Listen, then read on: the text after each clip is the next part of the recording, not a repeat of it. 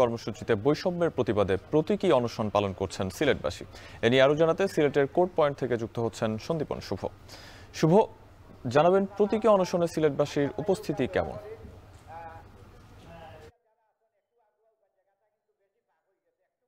হ্যাঁ, এই যে সিলেট, এটা কিন্তু প্রবাসী অধ্যুষিত এলাকা এবং এখান থেকে কিন্তু রেমিটেন্স যোদ্ধারা রেমিটেন্স পাঠান এবং সারা দেশে কিন্তু সেই সুফলটা কিন্তু পাওয়া যায়। কিন্তু দেখবেন যে বেশ কিছুদিন ধরেই কিন্তু সিলেটের সাথে যে বিমাতাসুলভ আচরণ হচ্ছে, বিশেষ করে যদি বলি সিলেট ঢাকা যে মহাসড়ক, সেই মহাসড়কের দুরবস্থার কারণে একটি বিচ্ছিন্ন জনপদ হয়ে গেছে কিন্তু সিলেট।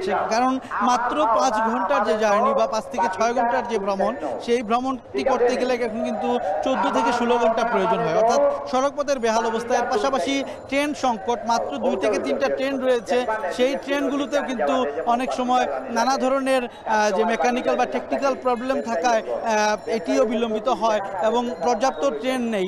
যেখানে মানুষ প্রতিদিন যাতায়াত করে 15 থেকে 20 হাজার মানুষ, সেখানে কিন্তু ট্রেনের যাত্রী সংখ্যা মাত্র 2 থেকে 2.5 হাজার।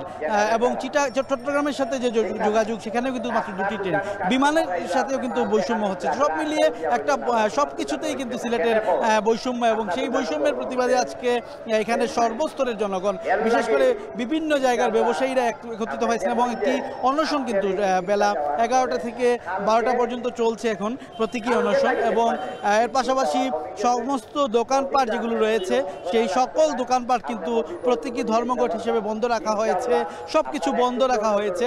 এবং কিছুক্ষণ আগেও কিন্তু সিলেট নিয়ে বিভিন্ন স্তরের মানুষজন বক্তব্য দিচ্ছিলেন। এবং আপনি যেমনটি জানছিলেন যে সেই প্রতীকী অনশনের ব্যাপারটি, প্রতীকী অনশনে আসলে সর্বস্তর, এখানে কিন্তু দল মত নির্বিশেষে, আমরা মঞ্চে একটু আগে দেখছিলাম যে ইমাম সমিতির যেমন রয়েছেন প্রতিনিধি, তেমন কিন্তু রামকৃষ্ণ মিশনের মহারাজ রয়েছেন, তেমন কিন্তু গির্জার পেগোডা, সব কিছু, মানে সকল ধর্ম বর্ণ সকল দলের মানুষ আজকে এক হয়েছেন।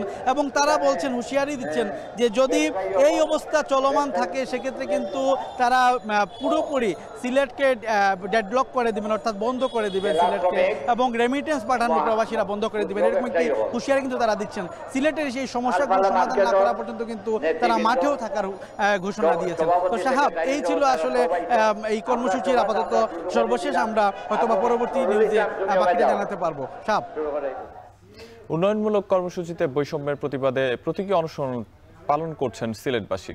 সেখানে অংশগ্রহণকারীদের প্রতিক্রিয়া জানাতে যুক্ত ছিলেন সন্দীপন শুভ।